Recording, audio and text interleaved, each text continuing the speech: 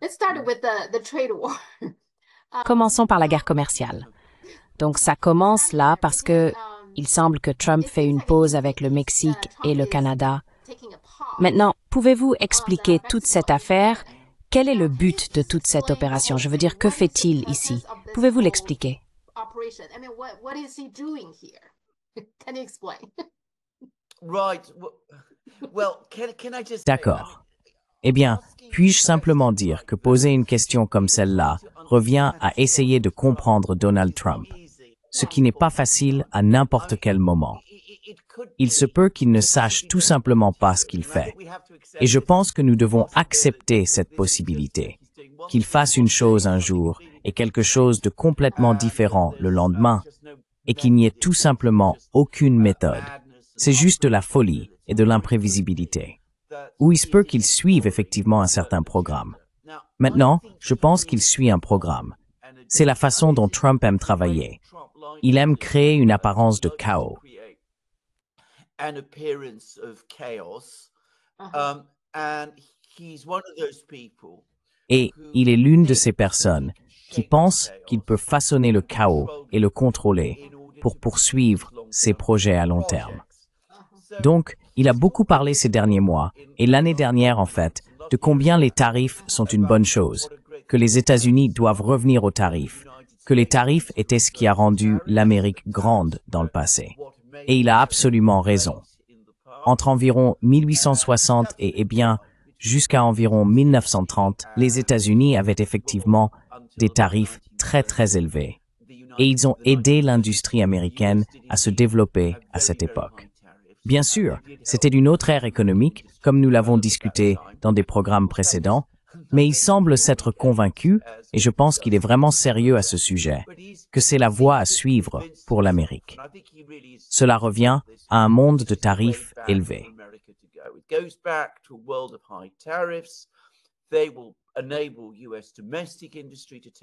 Ils permettront à l'industrie nationale américaine de décoller et ils généreront tellement de revenus pour le gouvernement fédéral qu'il pourra réellement rembourser sa dette, réduire ses impôts et revenir sur le chemin de la pureté et de la lumière. Je veux dire, vous savez, il parle de cette manière. Et avec Trump, je pense qu'il y a un élément de sincérité là-dedans. Alors il arrive, il parle de tarifs douaniers et il cherche à imposer des tarifs contre des pays qu'il veut remettre à leur place économiquement. Mais il a un problème, qui est que la façon dont il présente les tarifs est qu'ils sont aussi une mesure de collecte de revenus. Or, lever des revenus est une prérogative constitutionnelle du Congrès. Donc, si vous allez commencer à imposer des tarifs très élevés à toutes sortes de pays, alors il y a probablement, je pense, un fort argument constitutionnel. Et c'est un argument qui est avancé aux États-Unis même.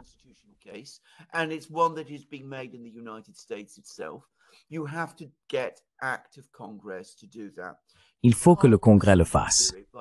Vous ne pouvez pas simplement le faire par décret exécutif.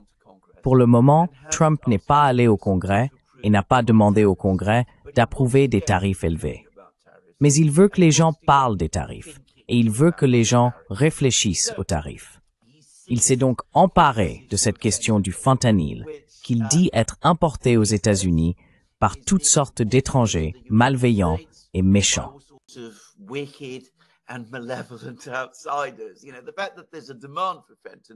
Vous savez, le fait qu'il y ait une demande de fentanyl aux États-Unis, et je vais faire une supposition. D'ailleurs, je soupçonne qu'une grande partie de la production de fentanyl se fait à l'intérieur des États-Unis. J'en doute pas du tout, d'ailleurs. Je suis sûr que la plupart du fentanyl consommé aux États-Unis est produit aux États-Unis. J'ai pas de chiffres pour cela, mais c'est mon avis de toute façon. Mais c'est typique de Trump. Tous les problèmes, toutes les mauvaises choses viennent de l'extérieur. Ils viennent du Canada parce qu'ils ne peuvent pas contrôler la frontière. Ils viennent du Mexique. Nous savons que les Mexicains sont de mauvaises personnes en général.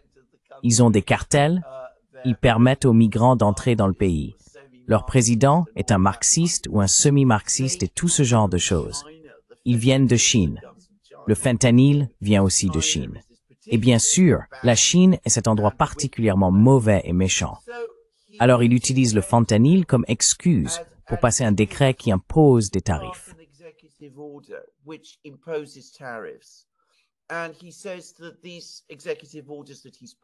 Et il dit que ces décrets qu'il a adoptés sont justifiés constitutionnellement et légalement parce qu'ils sont là pour faire face à une urgence criminelle, cette importation massive de fentanyl en provenance de ces pays étrangers.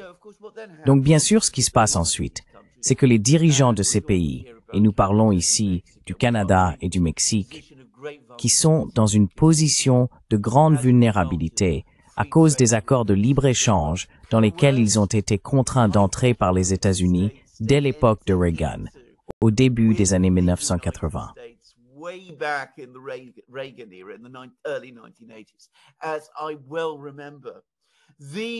Je me souviens bien que ces économies, celles du Canada et du Mexique, ont été façonnées autour de l'exportation de biens vers les États-Unis.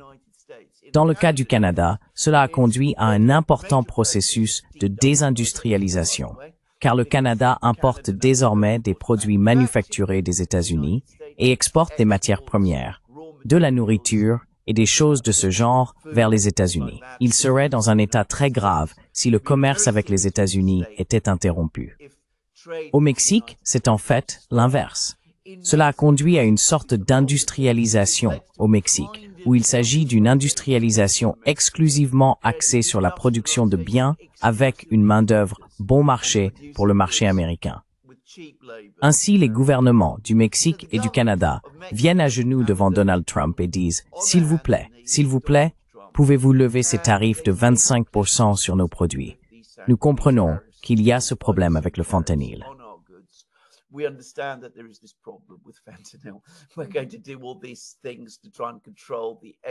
Nous allons faire toutes ces choses pour essayer de contrôler l'exportation de fentanyl vers votre pays. Nous allons envoyer des troupes à la frontière. Nous allons commencer à imposer des contrôles à la frontière. Nous allons faire toutes ces choses. Et bien sûr, à ce moment-là, Trump dit « Oui, c'est bien. Nous allons faire cela. » Nous mettrons les tarifs en pause, mais pas pour très longtemps, d'ailleurs. 30 jours pour le Canada, 50 jours pour le Mexique. Mais ce qu'il fait par cela, c'est qu'en Amérique, il habitue les gens à l'idée des tarifs, pas seulement des tarifs contre la Chine, que les Américains ont appris au cours des 10 dernières années à voir comme le grand ennemi et rival et adversaire, mais des tarifs sur les voisins de l'Amérique et certainement dans le cas du Canada, un allié et ami américain. Donc, cela change l'environnement et l'humeur politique. Maintenant, Trump, bien sûr, le pays qu'il va vraiment cibler avec des tarifs est la Chine.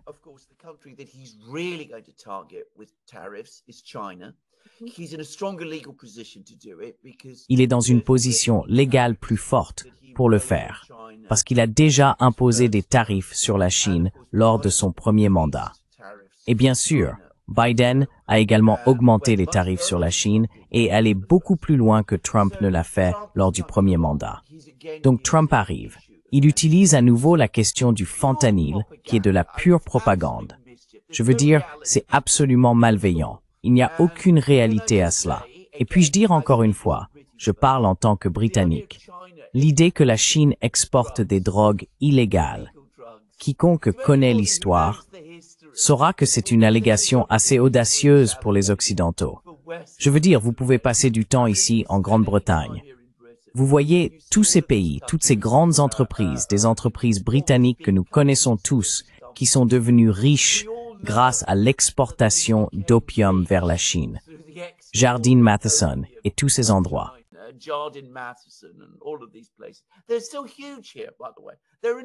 Ils sont toujours énormes ici d'ailleurs. Ce sont des entreprises gigantesques et elles ne se sont jamais excusées ni n'ont remboursé le peuple chinois pour tout cela. Quiconque connaît les attitudes chinoises envers les drogues illégales saura à quel point c'est une idée fantastique. Quiconque connaît un tant soit peu l'histoire saura à quel point c'est une allégation grotesque.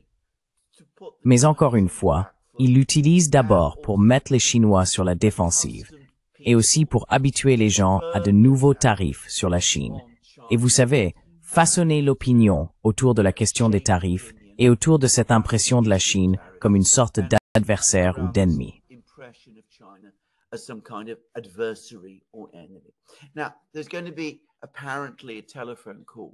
Apparemment, il y aura un appel téléphonique entre Xi Jinping et Donald Trump la semaine prochaine, supposément mardi.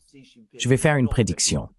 Xi Jinping ne sera pas aussi facile à manipuler que le prochain président du Mexique et le premier ministre du Canada. J'ai une règle qui, sur Internet, sur YouTube, est devenue célèbre. J'ai dit qu'il y a 2 règles d'or dans les relations internationales. Règle 1. Vous ne marchez pas sur Moscou, parce que si vous le faites, vous serez vaincu. Règle 2. Vous ne bluffez pas la Chine, parce que votre bluff sera toujours appelé. Et c'est ce qui va se passer mardi quand Donald Trump parlera à Xi Jinping.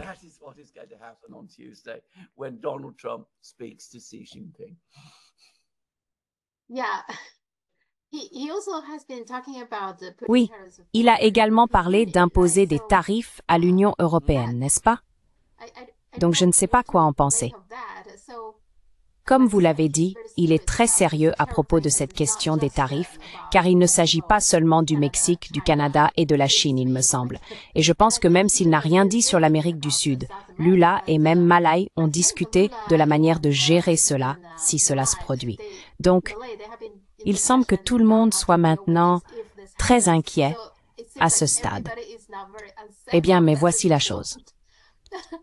Maintenant, vous dites que les tarifs ont fonctionné pour les États-Unis dans le passé. Mais n'est-ce pas qu'ils ont fonctionné jusqu'à la Grande Dépression, n'est-ce pas? Certaines personnes disent que ça a quelque chose à voir avec le protectionnisme. Qu'en pensez-vous?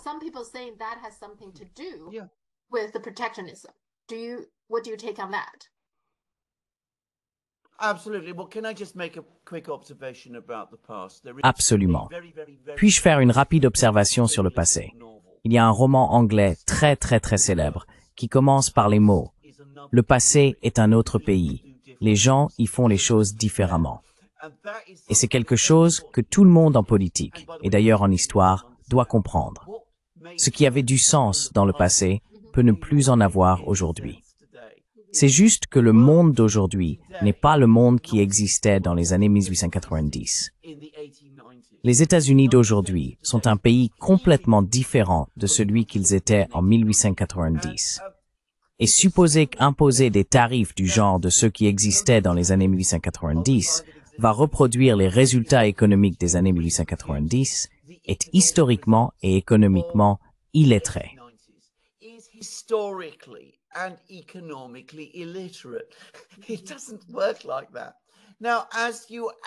Ça ne fonctionne pas comme ça. En fait, vous avez absolument raison. L'Amérique a poursuivi des politiques de protectionnisme. Pendant un certain temps, elles ont très bien fonctionné. Mais le consensus écrasant parmi les historiens économiques et les économistes aujourd'hui est que dans les années 1930, ces tarifs massifs, qui ont en fait encore augmenté après la Première Guerre mondiale, ont été économiquement désastreux et ont été l'une des principales causes, et peut-être la principale cause, de la Grande Dépression des années 1930. Il est donc absurde de penser que parce que quelque chose a fonctionné pendant un certain temps dans le passé, cela va fonctionner aujourd'hui.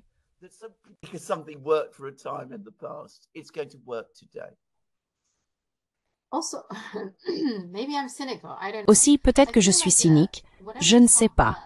J'ai l'impression que quoi que fasse Trump, il semble y avoir une sorte d'agenda caché avec de l'argent en jeu. Donc, par exemple, cet accord qu'il aurait obtenu à la fois du Mexique et du Canada. Le Canada a promis d'investir 1,3 milliard de dollars dans la sécurité frontalière et le Mexique investira 1,5 milliard de dollars. Ils ont promis 1,5 milliard de dollars pour ce qu'on appelle la frontière intelligente, censée utiliser une technologie moderne pour sécuriser la frontière. J'ai juste l'impression que, dans les deux cas, je ne sais pas, certaines entreprises américaines, possiblement des amis de Trump, vont en tirer profit. Suis-je trop cynique à ce sujet?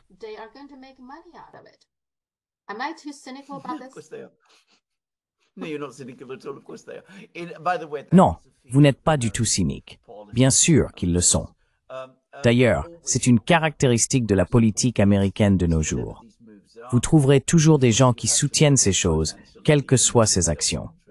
Et vous devez toujours examiner l'intérêt financier et économique personnel car il est toujours présent en Amérique aujourd'hui. Il est toujours là. Prenons l'exemple d'Elon Musk. Disons simplement que sa principale entreprise, Tesla, commence maintenant à fléchir aux États-Unis. Il a évidemment de très très gros investissements en Chine, comme nous le savons. La Chine l'a accueilli jusqu'à présent, mais il est confronté à une très forte concurrence de la part des fabricants chinois. Ils vont très bien réussir en Chine. Il sera probablement très difficile pour Tesla de continuer à croître en Chine.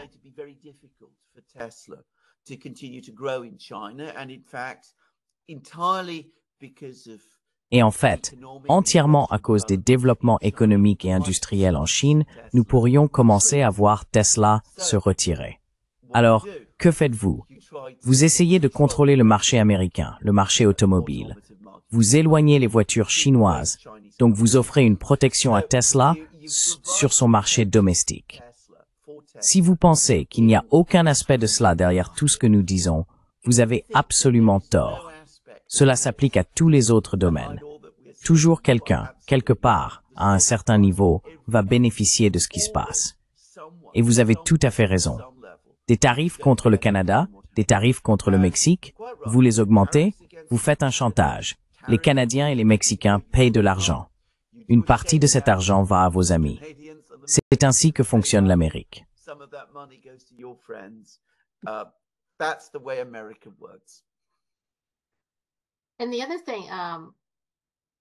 Et l'autre chose, Trump a également annoncé que le service postal américain allait cesser de prendre des colis de Shein et Temu, deux entreprises chinoises. OK, moi-même j'achète des choses chez Temu. Mais ce qui m'intéresse, c'est qu'il n'a pas dit « OK, pas de colis en provenance de Chine ». Je suis pas sûr qu'il puisse faire cela. Mais de toute façon, ce n'est pas ce qu'il dit. Il a dit que l'USPS ne les prendrait pas. Oui, c'est une façon. Ce qui signifie FedEx et UPS, ils s'en soucient, n'est-ce pas? Cela ne perturbe-t-il pas la concurrence? Eh bien, c'est exactement ce qu'il est censé faire. C'est exactement ce que j'ai dit. C'est encore une fois un abus de votre contrôle politique. Vous imposez un blocus sur certaines entreprises chinoises afin de favoriser les entreprises américaines. C'est aussi simple que cela.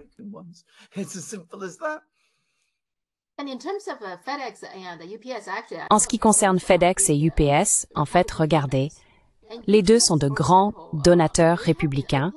UPS, par exemple, a soutenu ouvertement des candidats républicains se présentant contre d'autres candidats. Les candidats qu'ils soutiennent sont souvent très anti-syndicaux, par exemple. Mais Trump s'est aussi présenté comme étant du côté des travailleurs, et il y a même certains petits syndicats qui l'ont soutenu ou quelque chose comme ça. Mais ici, nous le voyons clairement faire quelque chose pour bénéficier à UPS, qui à son tour soutient des candidats républicains contre les syndicats. Donc tout cela, je ne sais pas, ça me semble pas correct.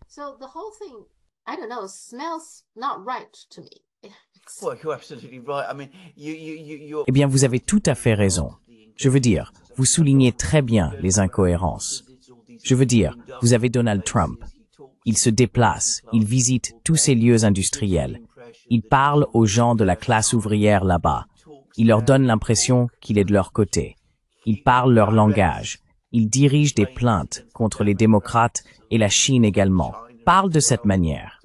Il croit probablement tout cela à un certain niveau. En même temps, il est un capitaliste prédateur et homme d'affaires. Ses amis sont tous des capitalistes prédateurs et des gens d'affaires. Ils n'aiment pas le travail organisé.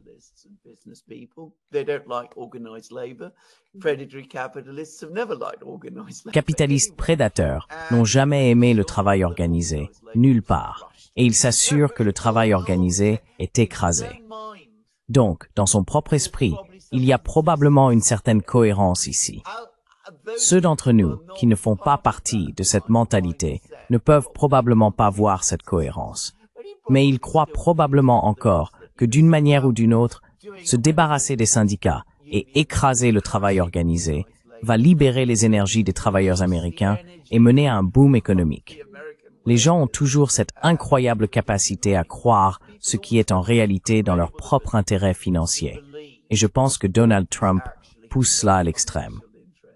And I think Donald Trump takes that to an extreme. Oui, une autre chose concerne le fonds souverain qu'il propose maintenant. Ça me semble peut-être être un autre fonds de réserve, je ne sais pas. Parce que c'est exactement ce qu'il a dit.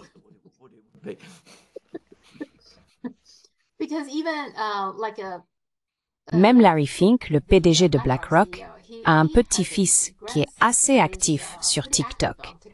Mais leurs familles ne s'entendent pas très bien, donc il semble pas apprécier ce côté de sa famille. Il l'a dit ouvertement. Il a dit, d'accord, de l'autre côté, ce côté de la famille, les gens me disent que tout ce fonds souverain va rapporter énormément d'argent. Je veux dire, ils en ont discuté ouvertement. Donc juste pour vous donner une idée,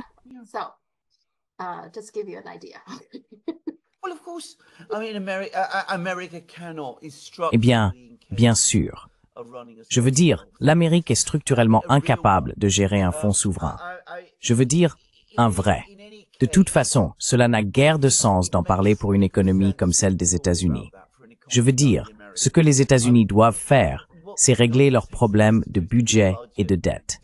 Et vous savez, les fonds souverains sont pour un autre temps, dans un avenir lointain, quand tout cela fonctionnera et réussira. Je veux dire, un pays qui va créer un fonds souverain doit avoir un excédent sur son compte courant, par définition. Les États-Unis n'ont pas cela. Ils ont un déficit massif sur leur compte courant. Alors de quoi parlez-vous quand vous parlez d'un fonds souverain et qui va l'administrer? Par définition, les mêmes capitalistes prédateurs qui sont les amis de Donald Trump. Et comme vous le dites absolument à juste titre, cela va être un fonds de caisse noire. Rien d'autre.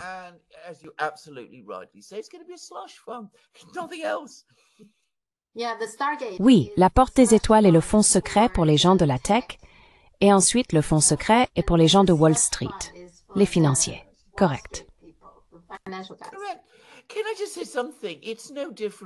Puis-je dire quelque chose? Ce n'est pas différent avec le groupe précédent.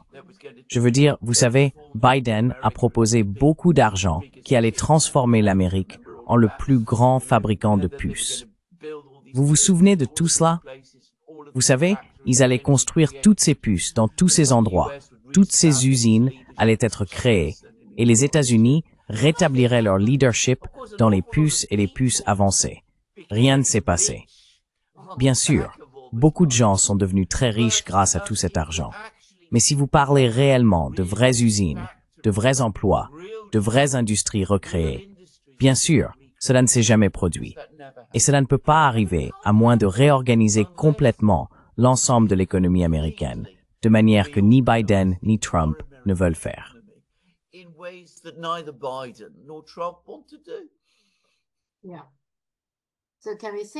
Oui.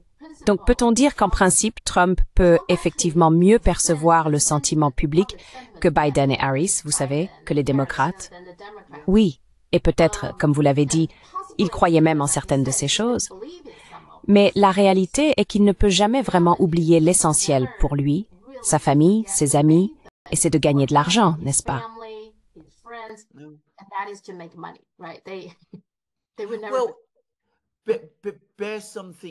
Il ne le ferait jamais.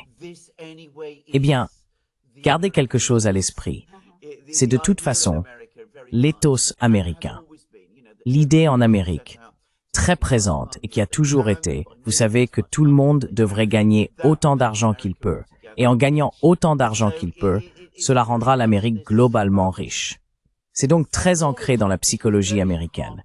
Et vous savez, cela a fonctionné pendant un certain temps. Je veux dire, ne disons pas que cela n'a pas fonctionné, mais cela devient de plus en plus inadapté au monde moderne. Et à mon avis, on pouvait déjà voir les problèmes de cette approche dès les années 1960.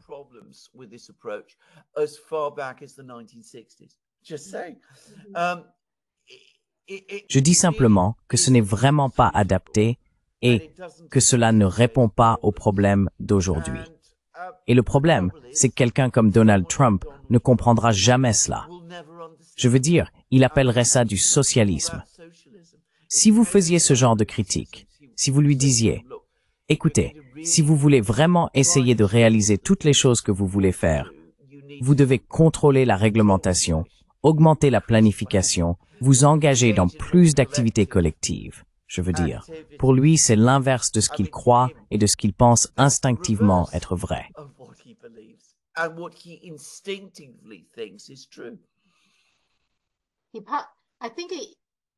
Je pense qu'il croit peut-être même qu'il est justifié. Lui et ses amis gagnent cet argent parce qu'ils réforment. À leur avis, ils réforment le pays et il n'y a rien de mal dans ce processus. Ils en tirent un peu d'argent, n'est-ce pas? Donc c'est leur point de vue.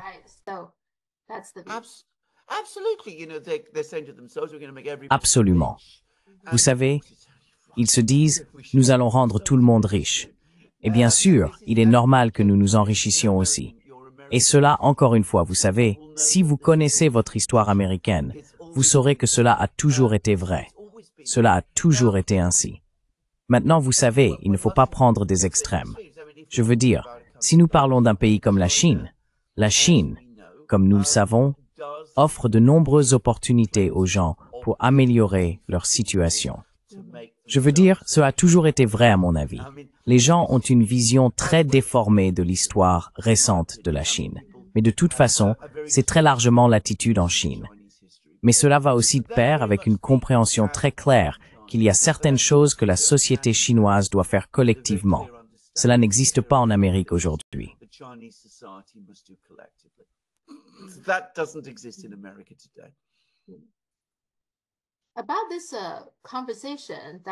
À propos de cette conversation qui est censée avoir lieu mardi prochain entre Xi Jinping et Trump, c'est un peu confus pour moi.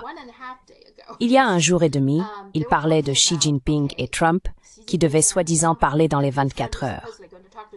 Mais ensuite, tard hier, j'ai vu des articles disant qu'il n'y avait pas d'urgence pour qu'ils parlent. Mais maintenant, il semble qu'ils vont parler mardi prochain. Que se passe-t-il ici? Et Trump semble désireux de parler à Xi Jinping. Ai-je raison?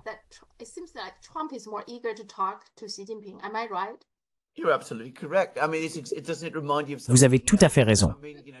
Je veux dire, ça ne vous rappelle-t-il pas autre chose? Je veux dire, vous savez, Trump arrive, devient président, il est inauguré, il laisse tout le monde penser qu'il va parler à Poutine immédiatement. Les jours passent, les semaines passent, il n'y a pas de telle rencontre.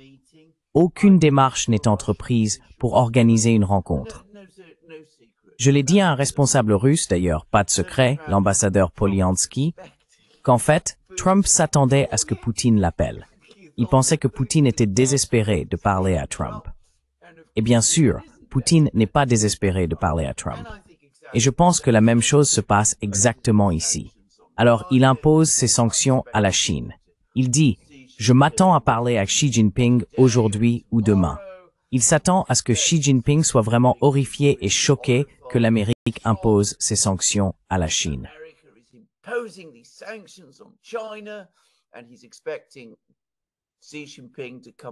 Et il s'attend à ce que Xi Jinping vienne ramper à genoux. Bien sûr, il ne le fera pas. Il n'y a aucune chance que Xi Jinping fasse cela. Alors ensuite, vous savez, en fait, pas de précipitation. Nous ne sommes pas pressés de faire cela. Et puis en fait, nous devons parler à Xi Jinping. C'est en fait assez urgent parce que la Chine est si importante pour notre économie. Et s'il commence à prendre des mesures de rétorsion vraiment dures, ce qu'il commence à faire maintenant, cela nous fera beaucoup de mal. Donc bien sûr, nous organisons l'appel pour mardi. Vous pouvez donc voir l'évolution. Encore une fois, cette idée totalement gonflée de la force de l'Amérique et l'hypothèse que tout le monde est faible et se pliera aux exigences de l'Amérique. Le Panama pourrait le faire, le Canada pourrait le faire, le Mexique pourrait le faire. La Chine ne le fera pas. C'est une totale incompréhension des dynamiques de pouvoir entre ces deux pays.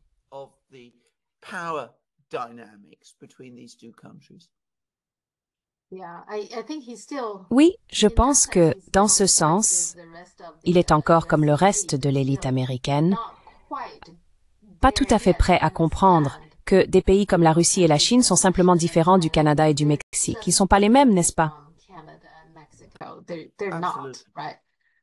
Absolument, absolument.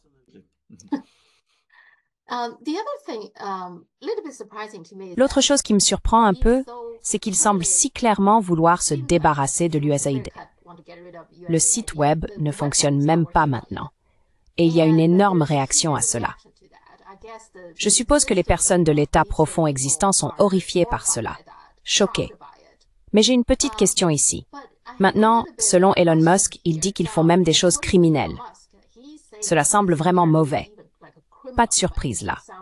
Mais sa recommandation, la recommandation Doge, est de s'en débarrasser complètement. Mais ensuite, ils mettent maintenant l'USAID sous le département d'État, sous Marco Rubio. Maintenant, Rubio est traditionnellement pour moi un type traditionnel, vous savez, globaliste, du genre révolution de couleur. Donc maintenant, c'est sous son contrôle. Quelle est votre opinion là-dessus?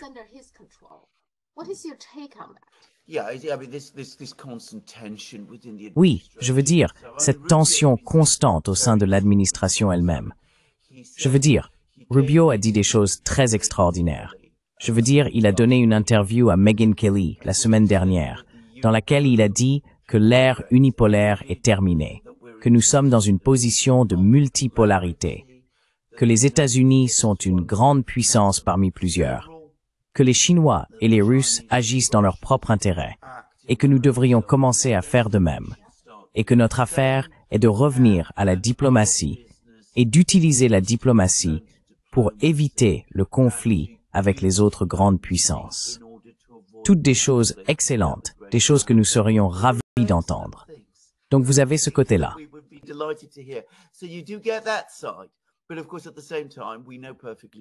Mais bien sûr, en même temps, nous savons parfaitement que Marco Rubio n'a jamais vu une guerre à laquelle il ne voulait pas participer.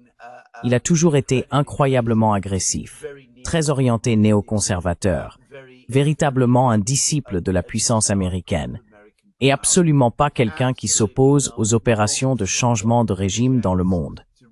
En fait, il veut les mener à bien, à Cuba, au Venezuela, à travers l'Amérique latine, et dans tous ces endroits qui sont vraiment intéressants. Donc vous avez cette division au sein de l'administration, entre certaines personnes qui disent « Regardez, nous sommes surchargés, nous ne pouvons pas continuer à faire cela », et d'autres qui disent « Eh bien, vous savez, prenons du recul ».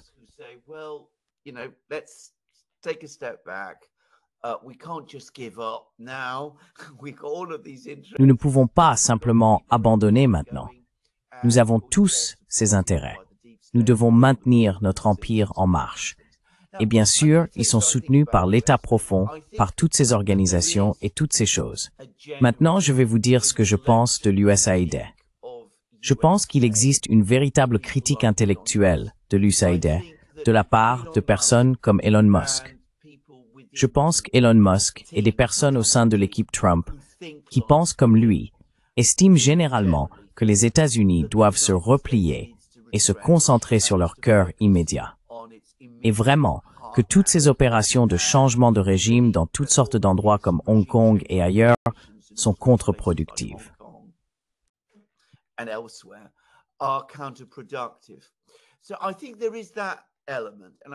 Je pense donc qu'il y a cet élément. Et je pense que cela explique en partie l'attaque contre l'USAID. Et je pense que si cela dépendait d'Elon Musk, il le fermerait simplement. Je pense qu'il y en a d'autres qui disent « Eh bien, c'est encore un outil utile. Nous devons le maintenir. » De plus, il y a des questions constitutionnelles concernant sa fermeture. Oui, il a été créé à la suite d'un décret exécutif du président Kennedy, mais il fait partie de la loi sur l'assistance nationale que le Congrès a adoptée en 1961. Il pourrait y avoir des questions constitutionnelles, mais ils veulent le maintenir parce qu'ils croient qu'il sert encore un but utile. Et je pense qu'il y a Trump lui-même.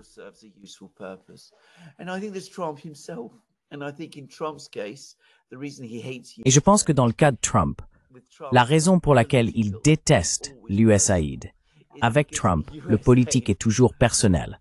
C'est parce que l'USAID, comme nous avons progressivement compris, a en partie financé de nombreux think tanks, organisations et choses de ce genre, qui se sont opposés à Trump lors de son premier mandat et pendant la période où Biden était là, et il semble être très très fortement associé à George Soros. Et George Soros est absolument l'ennemi de Donald Trump. Donc je pense que tout cela se joue tout le temps. Donc vous savez, les gens veulent le fermer. Trump dit, oui, fermons-le. Ils me détestent vraiment là-bas. Ce sont mes ennemis. Je dois le fermer. Et d'autres comme Rubio disent, oh, nous ne voulons pas le fermer. Ce n'est peut-être pas légal de le faire. Et en plus, cela peut être utile dans certains endroits et de certaines manières. Donc vous avez cette tension.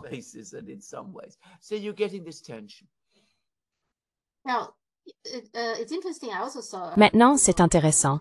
J'ai aussi vu une interview de Rubio avec Fox, pas Megyn Kelly, quelqu'un d'autre. Il a également parlé du fait que l'USAID est hors de contrôle. Donc il me semble que c'est aussi une organisation très arrogante.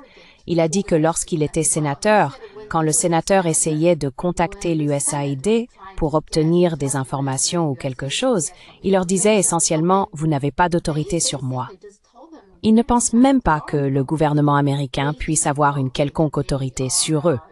Il pense qu'ils sortent d'organisations caritatives mondiales. Maintenant, je pense que cela joue probablement aussi un rôle, que l'USAID a simplement irrité beaucoup de gens. C'est une organisation qui est une combinaison de mondialistes et d'États profonds, qui est si profonde qu'ils oublient, vous savez, que quelqu'un pourrait avoir un quelconque contrôle sur eux. Je pense que cela a probablement aussi joué un rôle, qu'ils ont irrité trop de gens à Washington.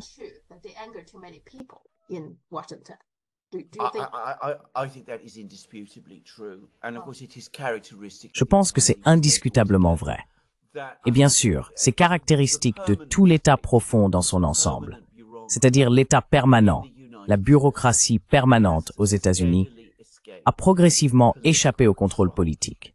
Il s'est de plus en plus arrogé le droit de déterminer la politique étrangère et même la politique intérieure dans une large mesure. Et en partie, ce que nous voyons se dérouler à Washington maintenant est une dernière tentative désespérée, je pense, des politiciens élus, Trump et Rubio et les autres, pour essayer de ramener ce train fou qui est l'État profond, enfin sous contrôle. Donc, vous voyez cette attaque contre l'USAID. En gros, c'est fermé. C'est devenu complètement arrogant.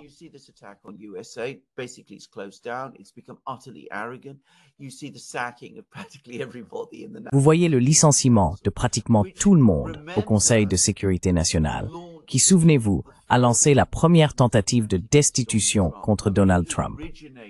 Je veux dire, cela a pris naissance au sein du personnel du Conseil de sécurité nationale parce qu'ils étaient méfiants à l'égard de ses politiques concernant l'Ukraine. Nous avons eu des purges similaires menées au sein du FBI et du ministère de la Justice, et cela va apparemment maintenant s'étendre à la CIA elle-même. Mais bien sûr, l'USAID est peut-être l'agence totémique parce que, comme elle n'est pas strictement un département gouvernemental, le contrôle politique sur elle a été encore plus faible.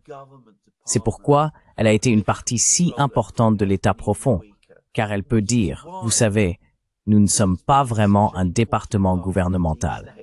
Nous ne sommes pas là pour répondre à vos questions. Allez-vous-en. Nous allons juste faire ce que nous voulons.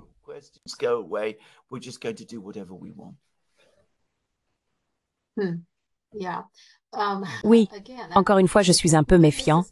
Veulent-ils vraiment réformer l'État profond ou Trump veut-il simplement y placer ses propres personnes pour que l'État profond lui soit loyal?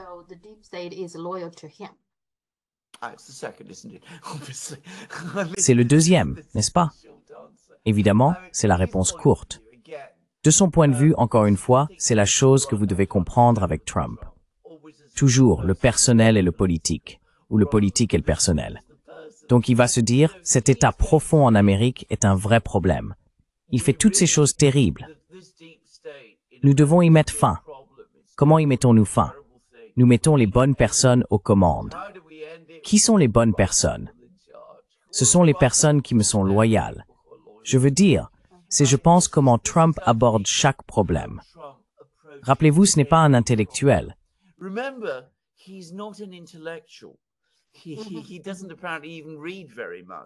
Il ne lit apparemment même pas beaucoup. C'est un politicien très instinctif. Il agit de manière très personnelle. Et bien sûr, dans une certaine mesure, cela fonctionne pour lui. Mais en fin de compte, c'est son idée. Je veux dire, Il veut essentiellement que toute la bureaucratie soit composée de personnes complètement loyales envers lui. Et pour lui, c'est le gouvernement idéal. Et en fin de compte, vous avez tout à fait raison. Cela remplace simplement un État profond. Ou plutôt, cela garde l'État profond, mais remplace un groupe de personnes qui le dirigent par un autre groupe de personnes qui le dirigent.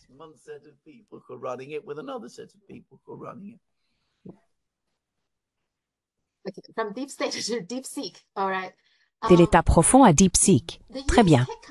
Les entreprises technologiques américaines semblent maintenant adopter ce DeepSeek. Donc, Microsoft, Meta et toutes les autres, elles utilisent DeepSeek. Je veux dire, elles l'admettent. Elles ont annoncé ouvertement qu'elles utilisent le modèle DeepSeek R1 pour leurs produits. Elles l'intègrent dans leurs produits. Même Nvidia, si vous allez sur le site de Nvidia, leur déclaration est maintenant bien en évidence qu'ils intègrent également DeepSeek R1. En même temps, des législateurs comme Josh Hawley, le sénateur du Missouri, propose maintenant une loi pour interdire DeepSeek, avec des peines dans sa proposition allant jusqu'à 20 ans de prison et des amendes pouvant atteindre $1 million. Donc c'est une punition très sévère si elle est adoptée. Nous ne savons pas si elle sera adoptée. Alors comment expliquez-vous ces deux actions très opposées sur la manière de gérer DeepSeek?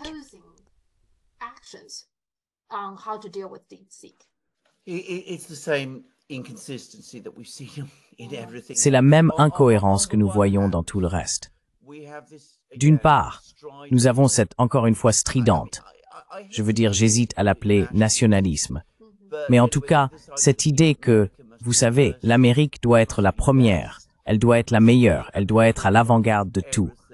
Si les Chinois inventent quelque chose de bien, nous devons l'écraser et le supprimer, parce que nous ne pouvons pas le permettre. Et nous ne pouvons certainement pas tolérer un rival chinois parmi nous. Quiconque l'utilise se livre à la trahison, ce qui est une idée absurde. Mais je veux dire, la logique de ce projet de loi proposé pointe exactement là. Je veux dire, vous savez, si vous allez envoyer des gens en prison pendant 20 ans ou les menacer de cela, alors vous dites essentiellement que s'ils utilisent cette application, ils commettent une sorte de trahison. Je veux dire, c'est fou, mais c'est pas ça, Slan.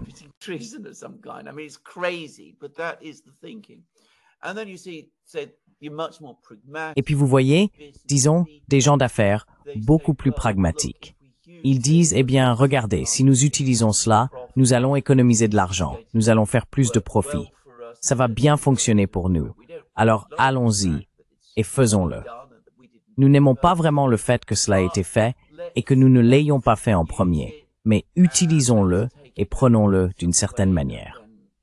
Ensuite, dans quelques années, nous pourrons commencer à imposer nos propres restrictions sur la chose chinoise. Mais c'est la tension qui existe dans tout le projet Trump. C'est comme la question des visas, si vous vous souvenez, avec Elon Musk parlant du fait que, oui, vous avez besoin de personnes avec des visas de haut niveau pour venir aux États-Unis. Car comment nos entreprises technologiques peuvent-elles se développer sans des personnes comme ça venant d'Inde, de Chine et d'ailleurs?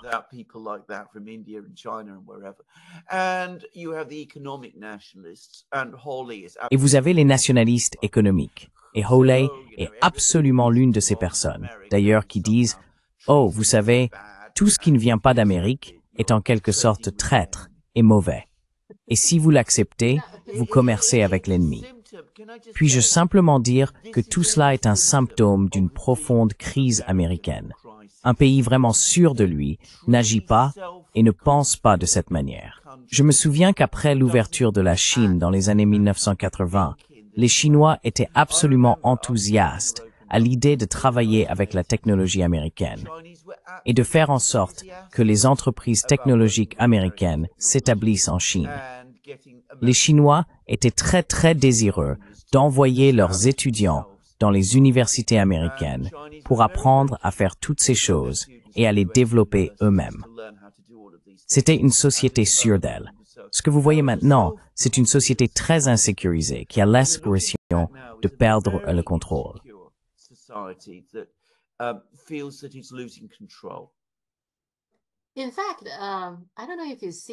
En fait, je ne sais pas si vous avez vu, il y a des images qui sont devenues virales en Chine. Cette femme, Melanie Hart, du Conseil de l'Atlantique, parle ouvertement de voler des ingénieurs chinois. Elle a utilisé les mots « volons leurs ingénieurs », qu'ils travaillent pour nous. Je veux dire, cela me semble, tout d'abord, quand elle dit quelque chose comme ça, c'est un aveu que les États-Unis n'ont pas les ingénieurs maintenant, n'ont pas les talents qu'ils peuvent utiliser, et qu'il faut voler à quelqu'un d'autre. D'accord. Et puis, croire d'une manière ou d'une autre que vous pouvez voler quelqu'un et que cette personne viendrait simplement ici et travaillerait pour vous. Je ne sais pas. Je veux dire, j'ai en fait vu beaucoup de Chinois très talentueux, ils sont déjà ici. Je veux dire, mais d'une manière ou d'une autre, ils n'ont pas créé un DeepSeek. Elle vient d'un groupe de réflexion, mais quand elle dit quelque chose comme ça, il ne me semble pas qu'elle ait beaucoup réfléchi. Qu'en pensez-vous?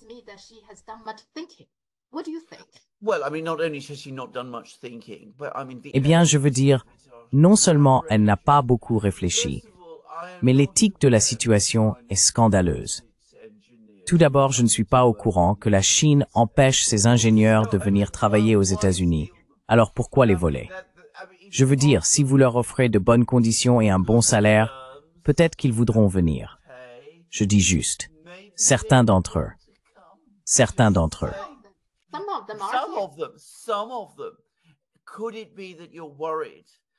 Se pourrait-il que vous soyez inquiet du fait qu'en réalité, il devient plus agréable pour les ingénieurs chinois de rester en Chine et d'y travailler parce qu'il y a beaucoup plus d'opportunités pour eux et qu'ils sont mieux appréciés au sein de la société chinoise. C'est donc la première chose à dire. Mais revenons à ce dont nous parlions, à propos de la Chine dans les années 1980. Maintenant, je ne sais pas combien d'ingénieurs la Chine avait, disons, en 1980, mais je suis assez sûr qu'en 1980, les États-Unis en avaient probablement plus. Et certainement, ils avaient plus d'institutions d'ingénierie. Et l'ingénierie américaine, à cette époque, fonctionnait évidemment à un niveau bien plus élevé que celui de la Chine.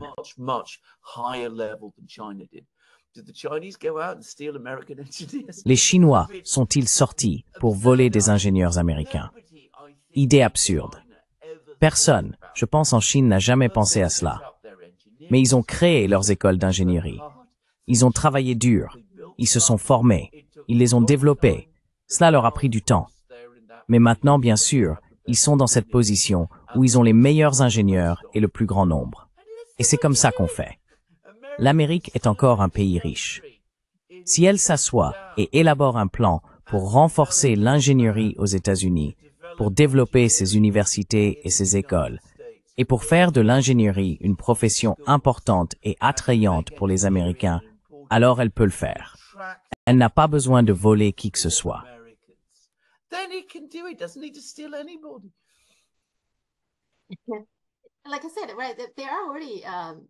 Comme je l'ai dit, il y a déjà des Chinois ici. De plus, je pense vraiment que les États-Unis sont un endroit où il n'y a vraiment pas de pénurie de talent. Pour vous donner un exemple, j'avais l'habitude d'avoir un couple qui venait m'aider à nettoyer ma maison de temps en temps. C'est un couple d'Arménie, ils sont chimistes, ils sont professeurs d'université, donc on peut dire qu'aux États-Unis, même les employés de maison sont talentueux. Ils n'ont donc pas de pénurie de talent. Je pense qu'un des problèmes, peut-être un problème majeur, est que tout est venu une question de prise de contrôle par le secteur financier.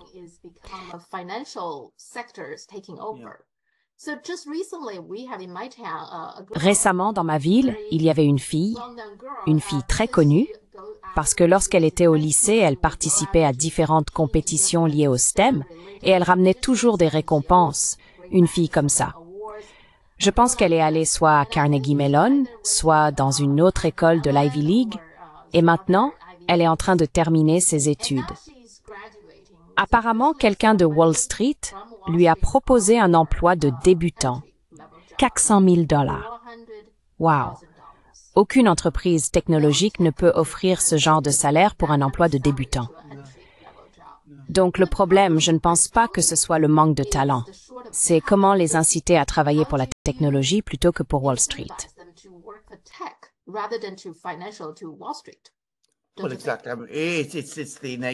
Eh bien, exactement. C'est la nature du système économique américain. Le système économique américain ne récompense pas les personnes qui fabriquent des biens réels, qui utilisent des compétences en ingénierie de cette manière. Et encore une fois, les partisans de Trump ne s'attaquent pas à ce problème. Je veux dire, ils ne reconnaissent même pas qu'il existe. Et vous avez tout à fait raison. Maintenant, en Chine, nous avons un marché boursier là-bas, comme nous le savons tous. Mais fondamentalement, si vous êtes ingénieur, vous voulez faire de l'ingénierie. Et c'est une profession de haut statut et bien rémunérée en Chine, comme c'était le cas d'ailleurs en Union soviétique. Et puis après l'effondrement soviétique, cela a cessé de l'être.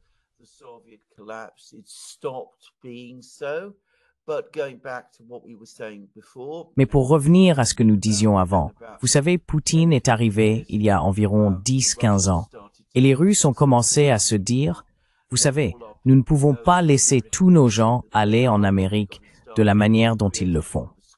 Nous devons commencer à créer de vraies écoles et à reconstruire notre expertise en ingénierie.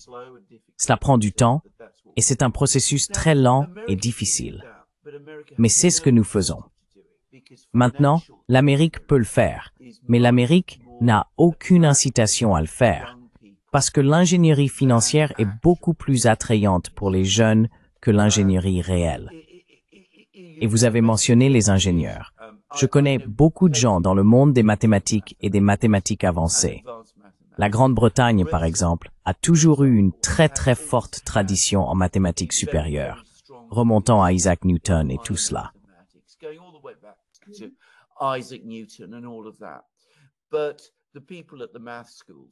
Mais les gens des écoles de mathématiques, Cambridge, et je connais des gens à Cambridge, vous savez, le centre d'élite des mathématiques en Grande-Bretagne, eh bien, ils me disent tout la même chose, qu'ils partent tous après avoir obtenu leur diplôme, et tous master Welliner, et rejoignent les sociétés d'investissement, les banques et les fonds spéculatifs.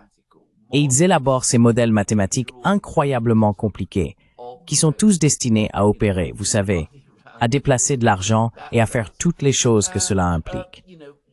Et vous savez, beaucoup d'universitaires disent que c'est un détournement complet de notre sujet. Cela ne le comprend pas vraiment bien, et c'est même une corruption de celui-ci. Mais c'est ainsi. C'est la nature de nos sociétés en Occident aujourd'hui.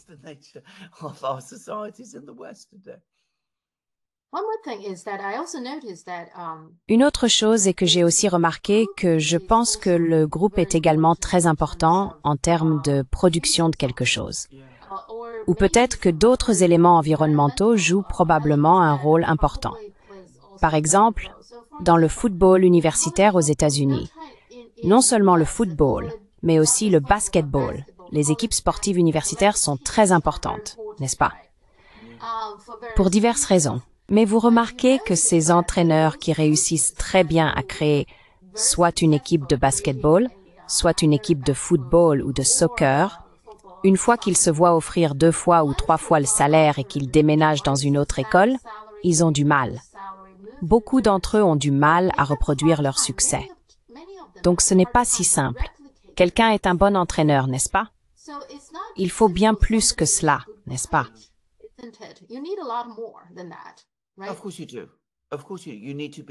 Bien sûr que oui. Bien sûr que oui. Vous devez être enraciné dans la communauté que vous aidez à développer. Vous devez faire partie de cette communauté. Mais aux États-Unis, et je suis désolé de le dire, en Grande-Bretagne aussi, l'accent sur la communauté est presque jamais présent. Si vous allez dans les médias britanniques, le mot communauté apparaît à peine. Et je pense que c'est également vrai aux États-Unis.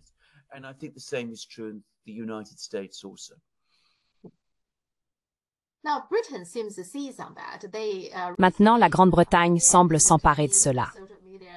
Récemment, sur les réseaux sociaux chinois, il y avait des images circulant du Parlement britannique débattant de quelque chose. Quelqu'un a mentionné qu'ils veulent construire un centre de données en Écosse.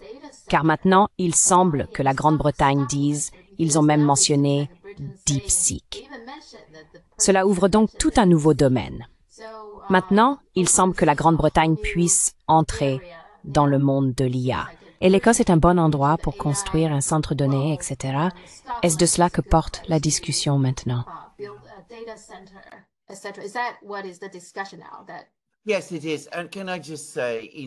Oui, c'est le cas.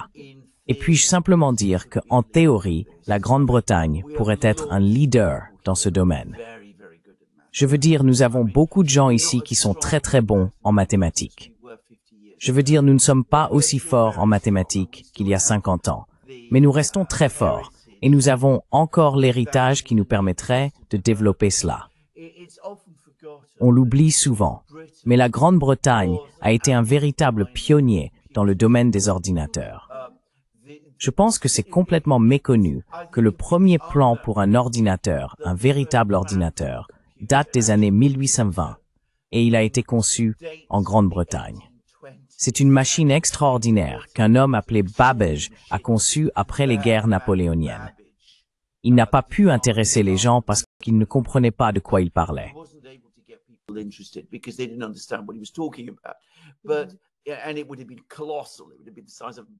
Et cela aurait été colossal. Cela aurait été de la taille d'un petit bâtiment. Mais quelqu'un avec des compétences mathématiques pensait déjà aux ordinateurs au début du 19e siècle, ce qui est incroyable. Et puis les Britanniques étaient parmi les leaders en technologie informatique dans les années 1930 et 1940. Et ils étaient parmi les leaders en électronique, radio, radar et appareils sans fil, radio et tout cela. Donc nous avons cette tradition en Grande-Bretagne et nous avons les gens en Grande-Bretagne. Et en théorie, nous avons aussi les institutions. Vous savez, vous avez les universités et tout cela. Et pourtant, je vous promets, cela ne va pas arriver. Cela n'arrivera pas.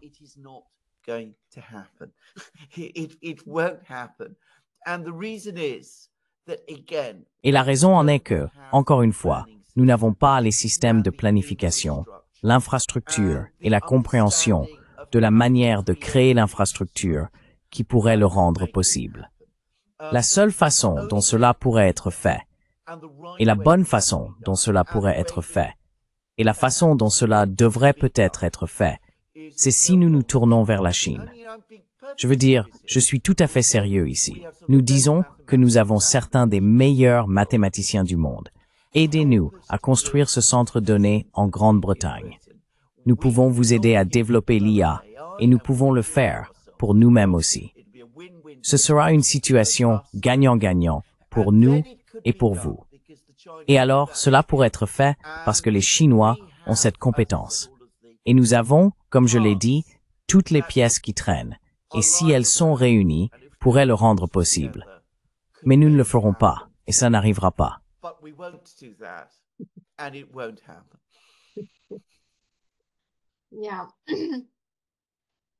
Oui. Et DeepSeek, en fait, plus on y pense, c'est en réalité un événement très significatif à bien des égards.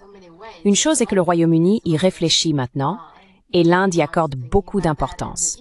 Ils ont maintenant un plan depuis, je pense, pas si longtemps, peut-être juste un mois. Sam Altman était en Inde et il a essentiellement dit au monde entier, a dit à l'Inde, d'oublier de nous suivre. Il a utilisé le mot désespéré.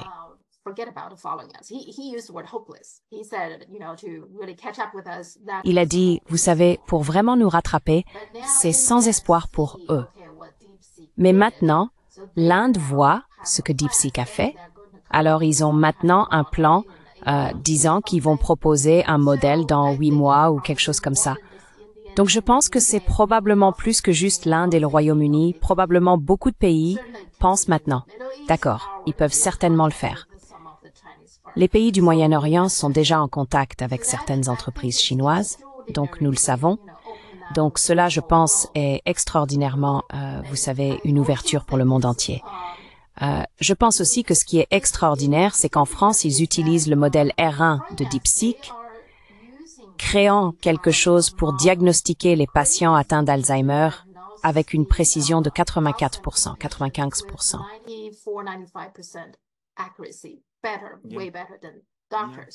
Mieux, bien mieux que les médecins.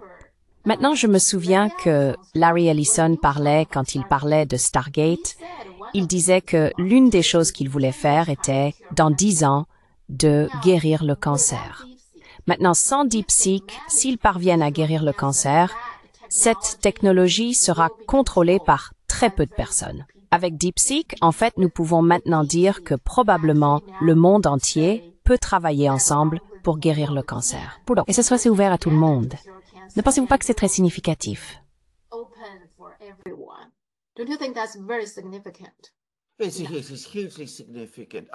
Oui, c'est le cas. C'est extrêmement significatif. Je veux dire, puis-je juste dire ceci, et c'est un point intéressant à faire maintenant, parce que bien sûr, les États-Unis disent toujours qu'ils sont la démocratie, qu'ils sont le pays qui profite à tout le monde. Mais le modèle chinois semble être beaucoup plus démocratique, en fin de compte, parce qu'il profite aux gens, alors que le système américain, l'approche américaine, est finalement plus oligarchique. Oui? Vous savez, le truc avec la démocratie, c'est que la démocratie n'est pas juste un processus. C'est une application. C'est la façon dont vous l'appliquez.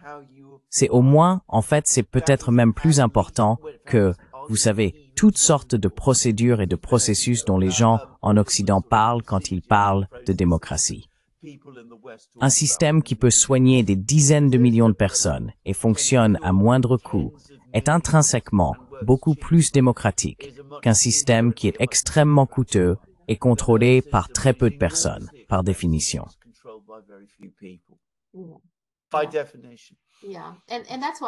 Oui. Et c'est pourquoi, dans certains commentaires, ils disent même que le prix Nobel de la paix de cette année devrait aller à DeepSeek. Et puis, quand j'en discutais avec une partie de mon public, leur réaction a été que ce serait une insulte pour DeepSeek. Je dois dire que c'est très intéressant d'entendre des gens en Chine dire cela. Il y a aussi de plus en plus de gens en Russie qui le disent d'ailleurs. Le prix Nobel a été tellement contaminé maintenant. Mais bon. Mais je pense que, du point de vue du prix Nobel de la paix, s'ils veulent encore de la légitimité et de la pertinence, ils devraient cette année le donner à DeepSeek.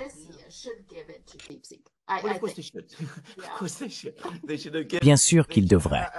Ils auraient dû le donner. Je le sais.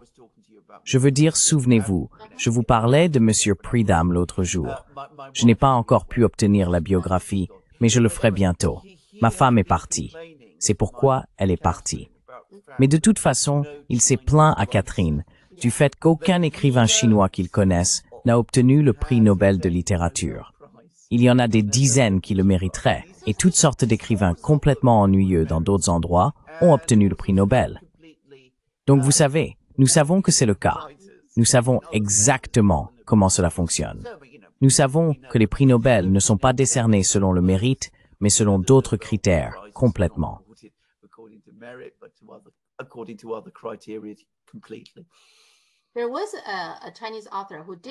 Il y avait un auteur chinois qui a reçu le prix Nobel de littérature, mais ses livres ne sont pas très populaires, vous savez, parce qu'il semble dépeindre la Chine comme la vieille Chine. Vous savez, il y a beaucoup de problèmes et il y a, vous savez, juste, les gens ont l'impression que la Chine est très arriérée, très pauvre, vous savez, avec beaucoup de rituels et d'habitudes étranges qui, vous savez, répriment la nature des gens et des choses comme ça. Et donc, il y a beaucoup de gens qui disent que c'est typique du prix Nobel de littérature. Ils doivent le donner à quelqu'un comme ça. Absolument. Je veux dire, à quelqu'un qui leur dit ce qu'ils veulent croire à propos de la Chine. Écrit non pas pour les Chinois, en d'autres termes, mais pour les Occidentaux. Oui. Et une autre chose est que le gouvernement britannique a également proposé ce qu'ils appellent une réforme du droit d'auteur pour l'IA. Il me semble que le gouvernement britannique veut assouplir leurs droits d'auteur. Parce que dans l'ère de l'IA, il semble que chaque entreprise d'IA vole, maintenant pourrait-on dire, des produits protégés par le droit d'auteur d'autres entreprises. Ainsi, OpenAI, par exemple, est maintenant poursuivi par un certain nombre d'entreprises, y compris le New York Times et, je pense, toute la presse indienne.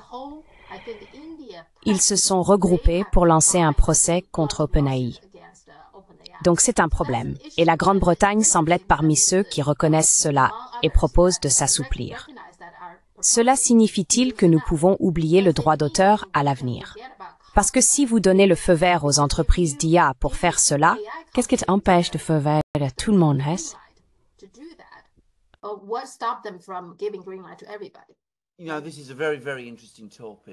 Vous savez, c'est un sujet très très intéressant.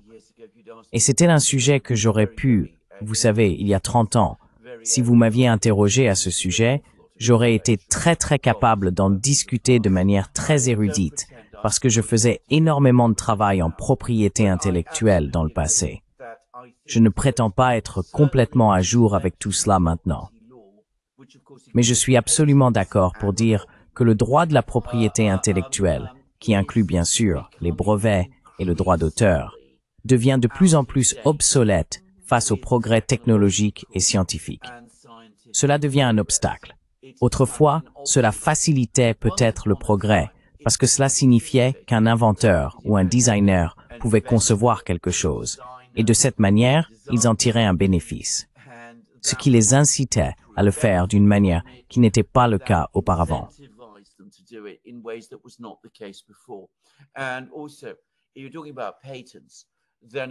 Et aussi, quand on parle de brevets, bien sûr, si on parle de l'enregistrement des brevets, cela signifiait que les bureaux d'enregistrement des brevets, avec leurs propres équipes scientifiques, agissaient en fait comme des examinateurs externes de ces idées. Cela avait ses avantages auparavant, mais je pense que cela s'affaiblit et peine à le faire maintenant, en raison de la manière complètement différente dont la science et le design fonctionnent aujourd'hui. Vous savez, autrefois, je lisais beaucoup d'économie. Et je me souviens que Marx, l'une des choses qu'il disait, était qu'éventuellement, les processus productifs, le processus créatif, commencent à entrer en collision avec les obstructions sociales et légales.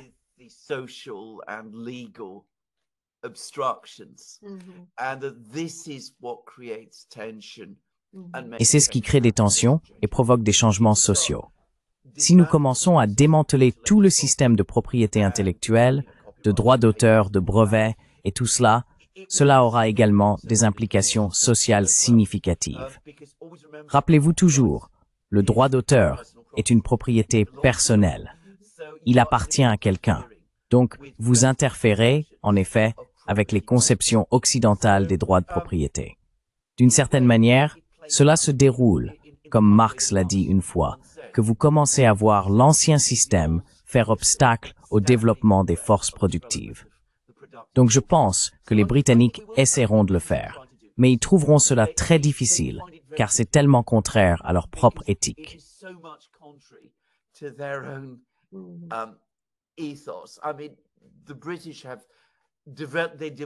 Je veux dire, les Britanniques ont développé les conceptions de la propriété intellectuelle dès le XVIIe siècle. Ils étaient les leaders dans ce domaine, et cela a joué un rôle très important dans l'industrialisation précoce. Donc, pour qu'ils changent soudainement cela, pour commencer à se débarrasser des droits de propriété privée de cette manière, ils peuvent être capables de voir les avantages intellectuels de le faire. Mais vous allez rencontrer beaucoup de résistance du monde juridique, du monde des affaires, de toutes sortes de personnes. Alors qu'encore une fois, je soupçonne qu'en Chine, où les gens pensent et abordent ces choses d'une manière complètement différente, où ils ont un esprit beaucoup plus frais à propos de ces choses, où il y a un ethos plus collectif dans l'ensemble, je pense que ça pourrait être plus facile.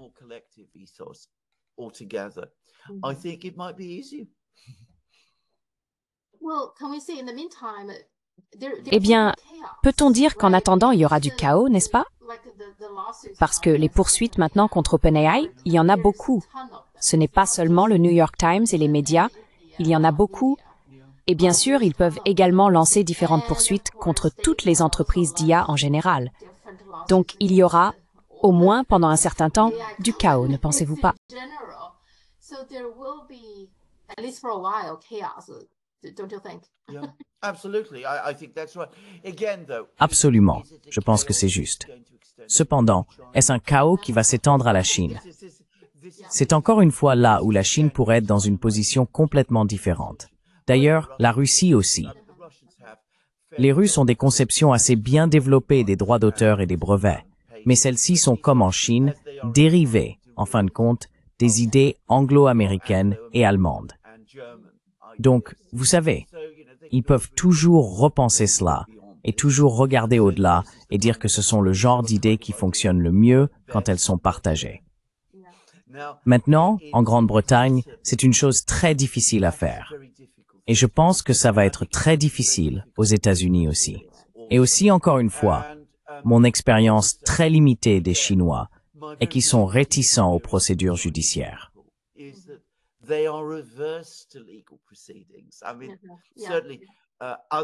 Je veux dire, certainement, d'autres Asiatiques de l'Est que j'ai connus le sont particulièrement. En ce sens, ils n'aiment pas aller au tribunal et régler les choses de cette manière. Au contraire, ils préfèrent largement résoudre les problèmes entre eux, régler les choses en dehors des structures judiciaires. Mais encore une fois, dans le système occidental, c'est différent. Là-bas, nous sommes beaucoup plus procéduriers et nous sommes toujours en train de poursuivre et de contre-attaquer et de faire des choses les uns avec les autres, surtout les grandes entreprises. Donc vous savez, encore une fois, ça peut être un domaine où la Chine a des avantages. Je veux dire, je ne vais pas prétendre être complètement à jour sur ce sujet.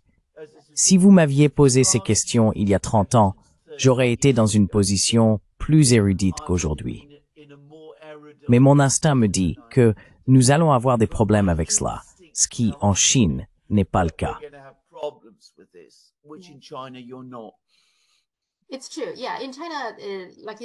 C'est vrai, oui. En Chine, comme vous l'avez dit, les gens préfèrent régler les choses sans aller au tribunal. Oui, même en cas d'accident de la route, la police viendra et elle pourrait même faciliter la négociation. Il pourrait dire « Que diriez-vous de lui payer une certaine somme d'argent ?» De cette façon, personne n'a de casier et vous pouvez résoudre le problème. La police fera cela, ce que la police américaine ne ferait jamais. Vous ne verrez jamais la police de la circulation américaine venir vous dire « Réglons cela avant d'aller au tribunal ». La première chose qu'ils feraient serait de vous donner un avis et une date de comparution. C'est ce qu'ils font. Absolument.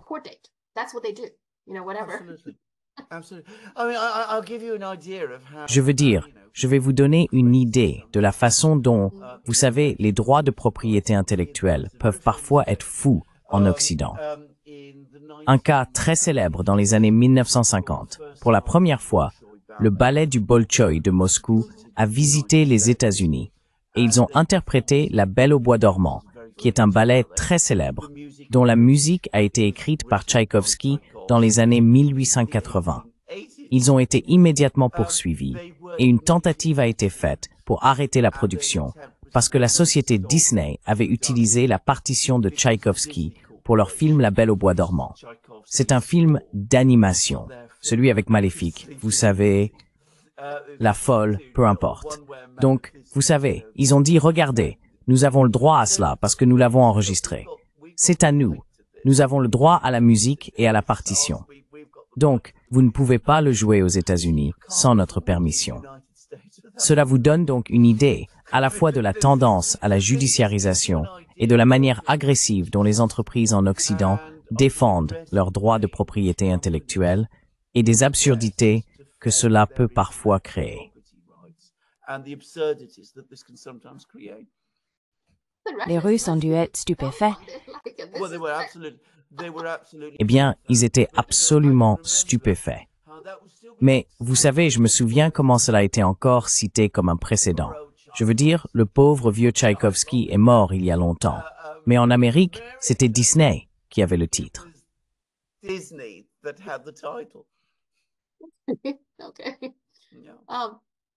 D'accord. Maintenant, quand vous parliez de démocratie, c'est très important. Je pense que c'est un très bon point quand vous dites qu'en Occident, la démocratie est plus comme un processus. D'accord. Donc les gens mettent beaucoup d'accent sur l'élection. Mais pensez à l'élection. Cela se passe pour moi en quelques secondes, quelques minutes. J'entre, et puis vous savez, je vote. Et puis rien ne se passe. Et puis il n'y a absolument rien que je puisse faire ou dire. Vous savez, qui puisse faire une différence en termes de ce que fait mon supposé représentant. D'accord, il peut faire ce qu'il veut et je n'ai aucun contrôle. Alors qu'en Chine, il n'insiste pas trop sur ce processus électoral. Mais quiconque est dans cette position, dans la position de leader, doit toujours travailler constamment pour obtenir l'approbation des gens. Sinon, il y aura des conséquences. Donc pour moi, c'est plus démocratique d'une certaine manière parce que la personne, en fin de compte, la façon dont elle accède au pouvoir n'est pas si pertinente pour moi. Ce qui est pertinent pour moi, c'est ce que vous faites avec ce pouvoir.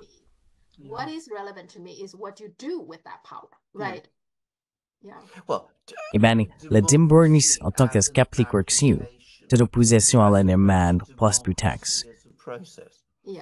Oui, mais en Occident, il semble que vous... Enfin, je veux dire, sur ce point, oui. Absolument. Je veux dire au point où la démocratie s'est effectivement effondrée.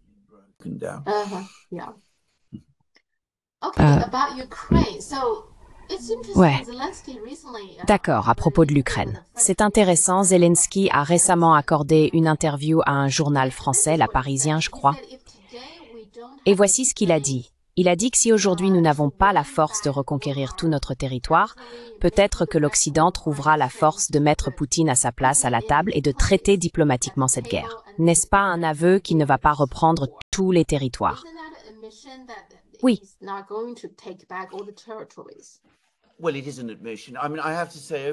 Eh bien, c'est un aveu. Je dois dire que ces dernières semaines, Zelensky a fait des commentaires de plus en plus étranges.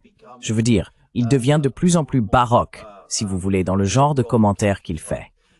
Donc oui, c'est un aveu que l'Ukraine ne peut pas gagner la guerre toute seule. C'est essentiellement une demande que l'Occident gagne la guerre pour l'Ukraine. Comment vont-ils faire cela? Je veux dire, il a maintenant aussi dit que, vous savez, s'il doit y avoir un accord de paix, mais que l'Ukraine ne sera pas dans l'OTAN, alors l'Ukraine devrait recevoir des armes nucléaires.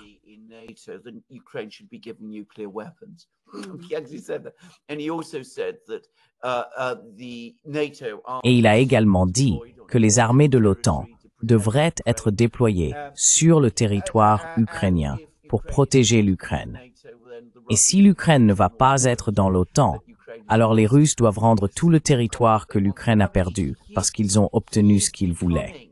Je veux dire, il devient de plus en plus étrange dans ses commentaires. On obtient des éclairs de vérité de sa part. Comme je l'ai dit, effectivement, qu'on ne peut pas récupérer ce territoire. Mais cela vient avec beaucoup de choses qui sont très très bizarres. Le porte-parole présidentiel russe, Peskov, a dit que c'est presque fou, certaines des choses qu'il dit maintenant. Et je pense que c'est probablement vrai, en fait.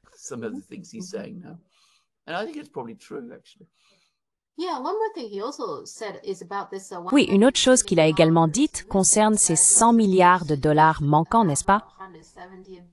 Il est censé y avoir 170 milliards de dollars que les États-Unis ont soutenus qui devraient aller en Ukraine. Mais il a dit que nous n'avons reçu que 70 milliards. Et ces 70 milliards sont en armes, des armes américaines. Alors, où sont ces 100 milliards? Les médias chinois commentent cela. Certains de mes spectateurs me demandent aussi, cela signifie-t-il qu'ils les utilisent? Pourquoi en parle-t-il? Je veux dire, il n'y a pas de secret. Il y a beaucoup de corruption. Mais pourquoi le rend-il si public? Est-ce parce qu'il veut mettre la pression sur Trump ou met-il la pression sur Biden, vous savez, les gens du groupe Biden, en leur disant essentiellement « Je sais que vous faites quelque chose d'illégal. Vous feriez mieux de faire quelque chose pour continuer à nous aider, sinon je peux révéler certains de vos sales secrets. » Est-ce qu'il essaie de faire?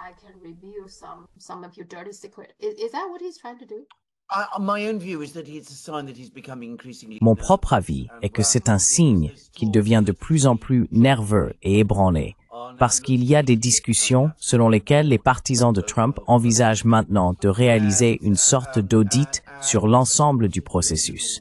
Et bien sûr, s'il y a un audit, cela pourrait remonter jusqu'à lui et aux personnes en Ukraine.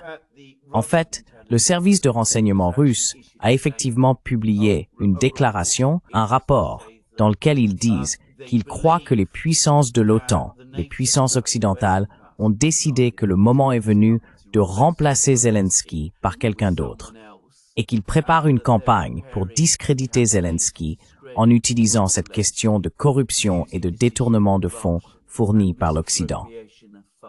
Et il se pourrait que Zelensky le ressente maintenant et qu'il prenne les devants. Et il dit, eh bien, vous savez, tout cet argent a disparu, mais ça n'a rien à voir avec moi. Il ne m'est même jamais parvenu.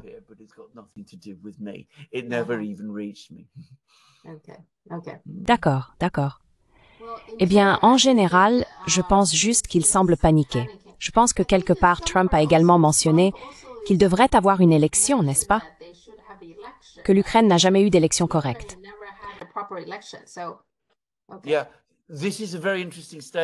Oui, c'est une déclaration très intéressante, car elle vient à l'origine de Kellogg, qui était l'envoyé de paix de Trump. Mais apparemment, d'autres responsables américains l'ont répété. Maintenant, en Ukraine, cela est perçu comme un signal que les partisans de Trump veulent que Zelensky se retire parce qu'ils savent que s'il y a des élections, il perdra. C'est donc leur façon de signaler qu'ils veulent que Zelensky parte. Nous verrons.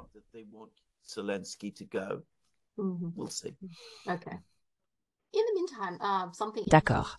En attendant quelque chose d'intéressant, le Danemark permet maintenant à la Russie de réparer Nord Stream. Je ne savais même pas qu'il n'était pas autorisé à le réparer. Je pensais que la Russie ne pensait pas que c'était une bonne idée de les faire réparer parce qu'ils pourraient être sabotés à nouveau. Je pensais que c'était la raison pour laquelle la Russie ne l'avait pas fait. Mais apparemment, ce n'est pas le cas. Le Danemark n'avait pas permis à la Russie de les réparer. Absolument. Je trouve cela vraiment étrange. Mais de toute façon, il semble que le Danemark ait maintenant permis à la Russie de faire la maintenance et peut-être aussi les réparations. Cela signifie-t-il que le Danemark est en colère contre Trump à propos du Groenland? Donc maintenant, ils s'entendent mieux avec la Russie.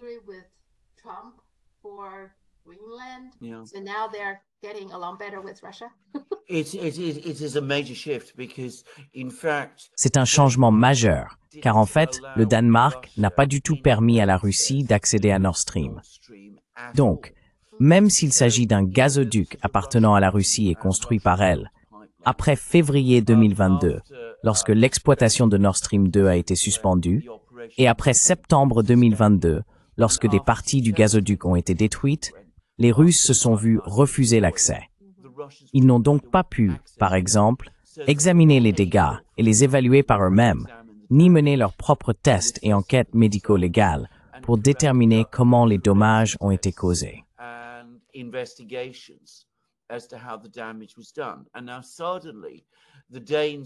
Et maintenant, soudainement, les Danois changent de position et ils disent que les Russes peuvent prendre des mesures pour protéger ce qui reste du pipeline et même effectuer des réparations.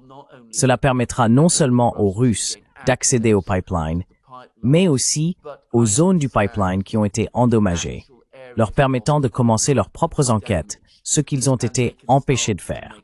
Donc, c'est important. Maintenant, pourquoi les Danois ont-ils fait cela? Probablement, à un certain niveau, ils sont alarmés et en colère contre Donald Trump et ses revendications sur le Groenland. Je pense que c'est vrai.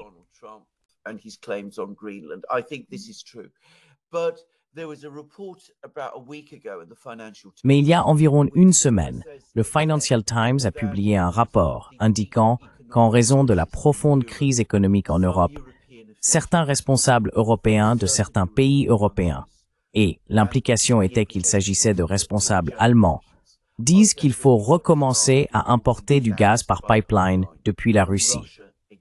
Il y avait une certaine opposition, peut-être beaucoup d'opposition, mais je soupçonne que les deux sont liés dans le sens où, avec les élections en cours en Allemagne, qui devraient entraîner un changement significatif de gouvernement, et avec le sentiment que la guerre touche à sa fin, il pourrait y avoir un sentiment en Allemagne parmi certaines personnes, des personnes qui ont une certaine influence au Danemark également. people who have some influence in Denmark as well. Remember, they're neighboring countries. Rappelez-vous, ce sont des pays voisins, et le Danemark est très important. Accordé à la pensée allemande, ils peuvent se dire, eh bien, regardons, essayons après la fin de la guerre de faire à nouveau circuler ce gazoduc de Russie, car c'est le seul moyen de stabiliser économiquement la situation en Allemagne et en Europe. Donc, c'est une grande affaire. Que ces mouvements mènent à quelque chose, bien sûr, c'est une autre question. Et que les Russes veuillent recommencer à vendre du gaz à l'Europe de la même manière est aussi une autre question. Je devrais dire que si vous allez dans les médias russes et chez les responsables russes, leur priorité en ce moment, la chose dont ils parlent, c'est le Power of Siberia 2, la nouvelle branche des gazoducs qui vont être construits vers la Chine et qui vont passer par l'Asie centrale.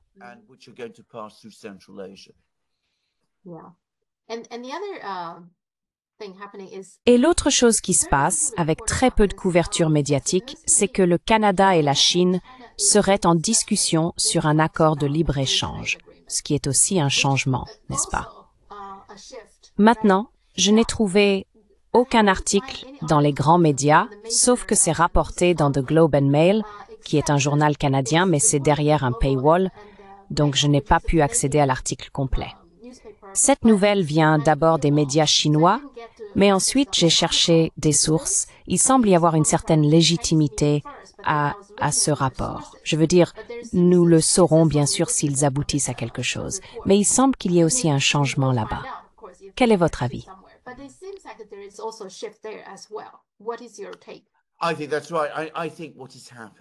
Je pense que c'est juste. Je pense que ce qui se passe, c'est que nous avons traversé 4 années folles.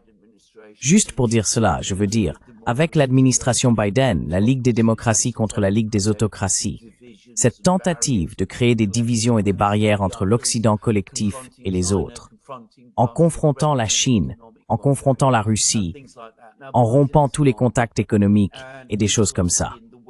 Maintenant, Biden est parti et les gens en Occident regardent les décombres qu'il a laissés derrière lui. Et ils disent, eh bien, il est parti. Nous avons Trump, qui est fou d'une manière différente. Nous devons recommencer à penser à nous-mêmes. Et cela signifie que nous devons commencer à restaurer ces anciens liens économiques et commerciaux que nous avions avec des pays comme la Chine, dans le cas du Canada, et la Russie, dans le cas de l'Allemagne, parce que c'est dans notre intérêt. Les Américains parlent d'agir dans leur propre intérêt, et nous devrions faire de même.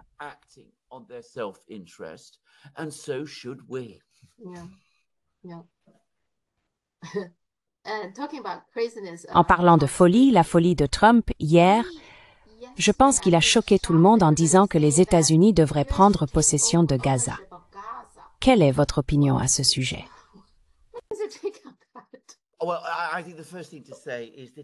Eh bien, je pense que la première chose à dire est que ce n'est pas seulement une déclaration bizarre, mais scandaleuse. Les habitants de Gaza, autant que je sache, ne veulent pas être pris en charge par les États-Unis. Ils ne veulent pas être retirés de Gaza. Ils savent parfaitement que s'ils sont retirés de Gaza, ils n'y retourneront jamais. On leur a donc demandé d'abandonner leur patrie, ce qu'ils n'accepteront pas pacifiquement. C'est donc une chose scandaleuse à dire. Et bien sûr, c'est complètement irréalisable, car où iraient ces gens? L'Égypte ne les prendra pas, la Jordanie ne les prendra pas, l'Indonésie, dont nous avons parlé la semaine dernière, ne va pas les prendre.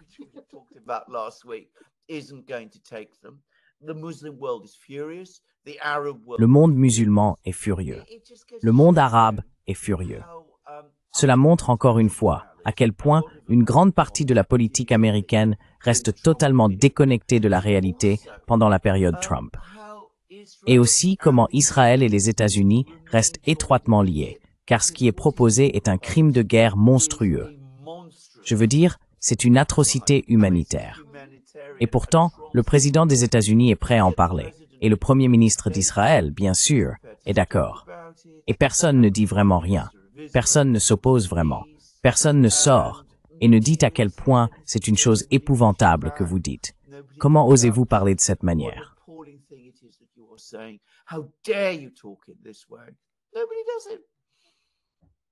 Personne ne le fait.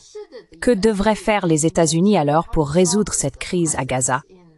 Parce que, je ne sais pas, on dirait qu'Israël veut vraiment prendre le contrôle de Gaza. C'est clair, même s'il y a un cessez-le-feu. Personne ne croit que ce sera à long terme. Mais ensuite, les gens, comme vous l'avez dit, ne vont pas en Jordanie ou en Égypte ou ailleurs. Ils veulent leur patrie. Et donc ici, nous avons Trump qui dit des choses folles sur la prise de contrôle de Gaza. Alors comment résoudre ce problème?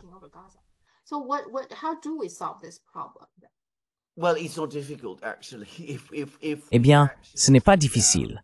En fait, si nous nous asseyons et examinons cela de manière authentique et réaliste. Et rappelez-vous, les approches réalistes sont presque toujours les plus humaines en ce qui concerne Gaza. Tout d'abord, vous dites aux Israéliens que la guerre doit cesser et qu'ils doivent se retirer complètement de Gaza. Ils ont accepté de le faire il y a 20 ans. Et maintenant, ils doivent aller jusqu'au bout. Ensuite, vous mettez en place un consortium de pays, y compris les États-Unis, la Chine et les États arabes. Vous réalisez un programme majeur de reconstruction à Gaza.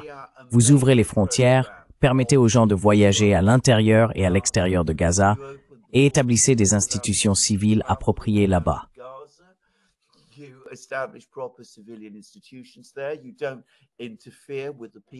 Vous ne vous mêlez pas des personnes qui ont le droit de choisir qui les gouverne, mais vous travaillez avec les personnes qui les gouvernent.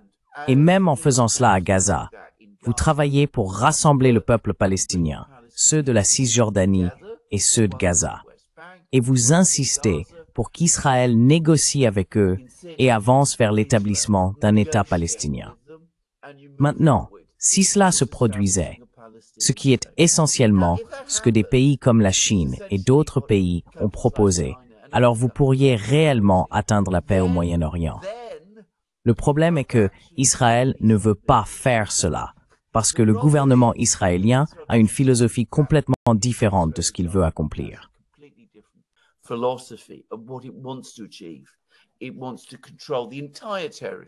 Il veut contrôler l'ensemble du territoire, tout ce territoire, et en faire entièrement partie de l'État israélien, le peupler avec son propre peuple et chasser la population palestinienne parce qu'elle gêne. Et bien sûr, les États-Unis vont dans ce sens. Et c'est ce qui cause finalement la crise en Israël, dans les territoires palestiniens et au Moyen-Orient au sens large. Vous écoutez Wang Yi, il le dit. Vous écoutez Poutine et Lavrov, ils disent que c'est vrai.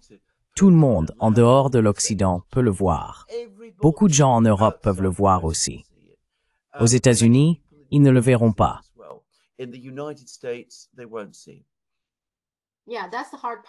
Oui, c'est la partie difficile parce que, vous savez, nous avions Biden, mais maintenant Trump, il semble qu'ils soient à peu près les mêmes en termes de gestion d'Israël. Ils ne peuvent tout simplement pas tenir tête à Israël. Il me semble qu'ils feront tout ce que Netanyahou leur demande de faire. Correct.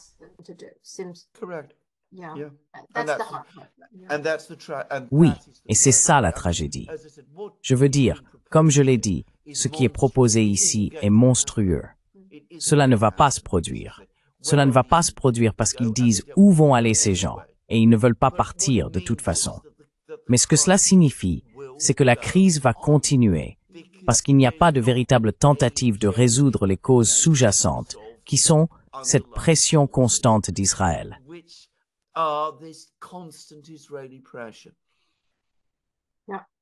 Oui, Trump est intéressant, c'est un promoteur. Il semble aimer trouver toutes sortes de projets pour son développement. Il veut en faire, comme il l'a dit, la Riviera du sud de la Méditerranée, ou quelque chose d'aussi absurde. Oui, c'est sa solution. D'accord. Très bien, c'est tout ce que j'ai pour l'instant. Comme tu l'as dit, une semaine folle, mais j'ai l'impression que ça va devenir encore plus fou.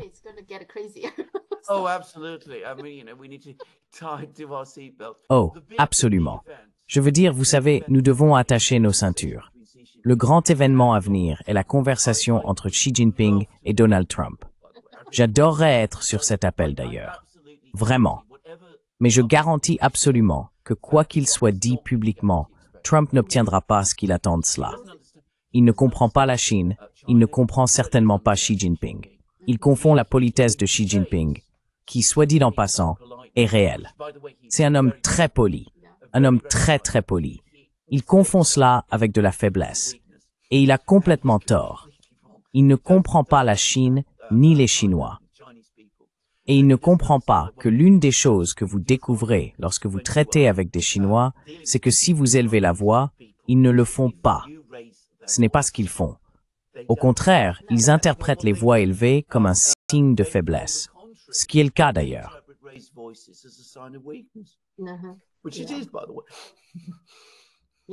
Oui, mais il n'est pas seul.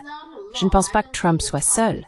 Il y a beaucoup de gens aux États-Unis qui ont cette attitude envers la Chine. Absolument. Ils pensent que traiter avec la Chine consiste simplement à être plus ferme, à adopter des lois pour interdire ceci et cela. C'est leur idée de la fermeté. Mais ça ne résout pas vraiment le problème en réalité. C'est...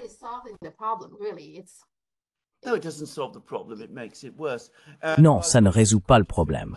Cela l'aggrave. Et d'ailleurs, juste pour finir rapidement, je veux dire, chaque jour, avec toutes ces manœuvres, avec les tarifs ici, avec les tarifs là, avec les menaces envers le Panama, avec tout cela, la Chine gagne. Je veux dire, je ne dis pas qu'elle veut jouer un jeu avec les Américains qu'elle gagnera. Je suis sûr que ce n'est pas du tout ce que les Chinois voulaient. Mais c'est un jeu que les Américains s'imposent à eux-mêmes. Et les Américains le perdent contre eux-mêmes.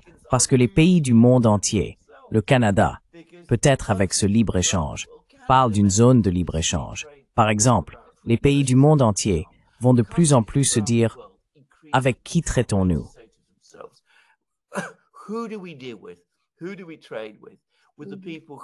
Avec qui commerçons-nous? Avec les gens qui viennent, résolvent nos problèmes, sont prévisibles, logiques et posés. Pas avec ce pays complètement bizarre, imprévisible et fou qui dit une chose un jour et quelque chose de complètement différent un autre jour. Qui un jour vous impose des tarifs de 25% et le lendemain les annule ou vous menace d'invasion. Nous préférons des relations logiques et stables avec un pays prévisible avec lequel nous pouvons traiter. Et si vous voulez une preuve que c'est ainsi que fonctionne le monde, regardez la Russie.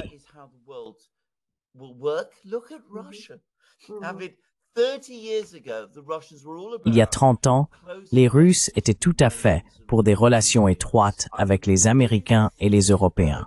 Je veux dire, ils ne pensaient pas à la Chine à cette époque. Maintenant, bien sûr, leur principal partenaire économique est la Chine. Et ils disent, Dieu merci, nous pouvons réellement travailler avec ces gens. Nous pouvons planifier à l'avance. Oui, ce sont des négociateurs très très durs, mais nous avons un accord. Nous avons un accord. Nous ne le renégocions pas tous les 6 mois. Nous n'avons pas à nous inquiéter des tarifs qui nous seraient imposés du jour au lendemain. Nous pouvons réellement développer et planifier. Et de plus en plus de pays dans le monde vont commencer à penser de cette manière.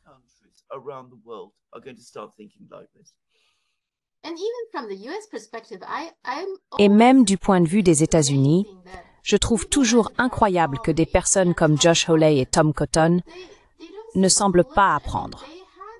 Je veux dire, ils ont imposé cette interdiction sur les puces haut de gamme à la Chine. Et cela a eu un effet inverse. Tout le monde peut le voir. C'est ainsi que DeepSeek a fait preuve de créativité, car il n'a pas utilisé les puces qui ont été interdites. Mais il ne semble pas tirer de leçon de cela. Il continue d'utiliser l'interdiction comme outil pour résoudre les problèmes. Donc ils apprennent pas, n'est-ce pas?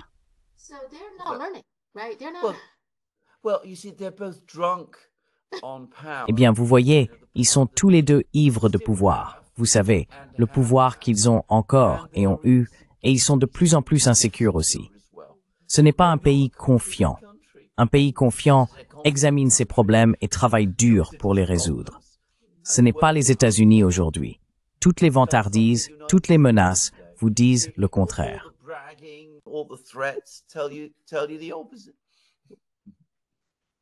D'accord, parlons-en la semaine prochaine. Absolument. Quelle autre folie se passe-t-il? En attendant, Au revoir. merci beaucoup. Passe une excellente semaine, Sophia. Toi aussi, au revoir. Au revoir.